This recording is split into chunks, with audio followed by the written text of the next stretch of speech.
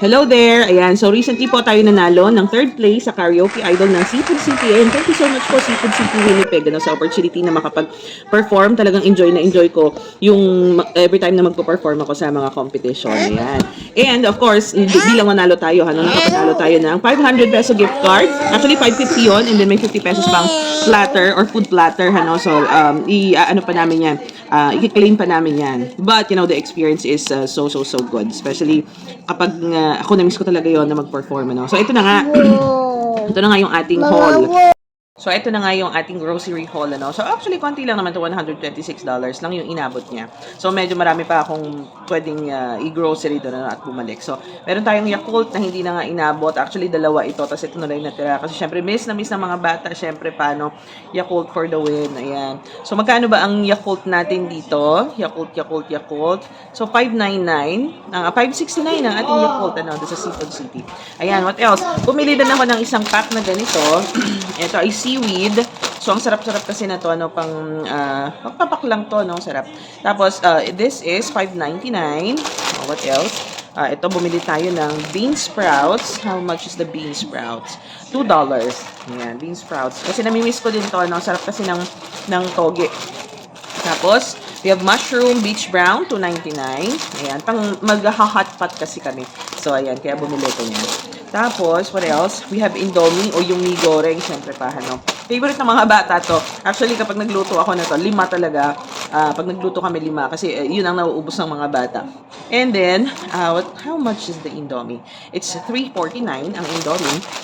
And, ito, nakakatuwa. Ano yung mga ganito, nakakatuwa na, kasi kapag may free kang pera, parang kahit medyo pricey, ang sarap bumili, di ba? So, this thing is, how much is this? Clam meat, $4.99. Oh, $4.99. Hindi naman pala siya masyadong kamahalan. Pero yung scallops, hindi ko talaga siya nabili. Ayan. Baka sakali sa susunod. And then, assorted fish cakes. Yay. So, this assorted fish cake is, let's check fish cake. $7.99. $7.99 ang fish cakes natin. Masarap ito sa mga hot pot and then samgyup, ganyan. And we have wonton wrappers. Kasi mahilig kami gumawa ng, yung bang, pangalan na to, siomai. Mahilig kami gumawa ng siomai. So, wonton wrapper is, ayan, $2.69 ang wonton wrapper. Madami naman na siyang laman, So, makakaano ka na ng 1 kilo dyan. Tapos, ito pa, pork blood. Medyo kamahalan ng pork blood. Kasi, mahal talaga yung pork blood dito, Imagine, dito, mas mura ang pork kaysa sa Pilipinas. Pero, ang pork blood, $3.81. Almost $4 siya. So, para makakain ka ng dinuguan yan, nagluto kaming dinuguan kanina, ay kailangan mo pa ng ganire, ng $3.99 or $3.81 na pork blood. Then, we also have vegan hot longganisa. Ay, hot pala ito, O, ayan. Hot longganisa is $8.99. $8.99 siya. So, okay lang yun. Kasi pag minsan dito, may $10, yun yung ibang ganito, So, okay yan. Tapos, sarap na to, Adobong puso ng saging. Yan, na-miss ko talaga yan. This one is, yan, $4.17. Diba? $4.17 para sa puso ng saging. Dito sa Pilipinas, mga around ganito. 30, 40, gano'n. Ayan. And then, we also have okra. Ayan, ang okra natin is $3.12. So, ganito ang okra dito, may mga ridge siyang ganyan. Pero masarap naman din to. Okay lang din siya.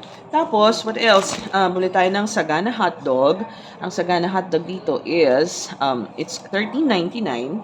So, di ba? Siyempre, favorite ng mga bata yan. Kaya, go na sa Seafood City. Sa mga yan. Di ba? Pwede na ako ng Seafood City. Ayan. Ito ang bango niya. Inulam namin kanina to umaga and palong-palo ang ating bangus na tinapa. Ayan. Ang bango, alam mo yon, parang ka na rin umuwi saglit sa Pilipinas. Ganon yung amoy niya. Diba? Kung mahilig kayo sa tinapa, of course kami mahilig sa tinapa, yung mga smoked. Magkano na nga ito? Ang ating bangus ay $9.99. $9.99 siya. Pwede na din. 4 na piraso to. 4 na piraso siya. So, bango talaga. Tapos, this one ay marinated o yung tawag dito yung yung binabad. Ayun. So, yung marinated naman ay $12.89. So, ilang piraso ba ito? Parang 4 pieces din, Ayan. So, yan ang ating haul sa first hall. Ayan. So, again, thank you so much Seafood City sa opportunity na makapag-perform and of course, dun sa prize, ano. Kaya talaga na-enjoy namin to. Thank you so much.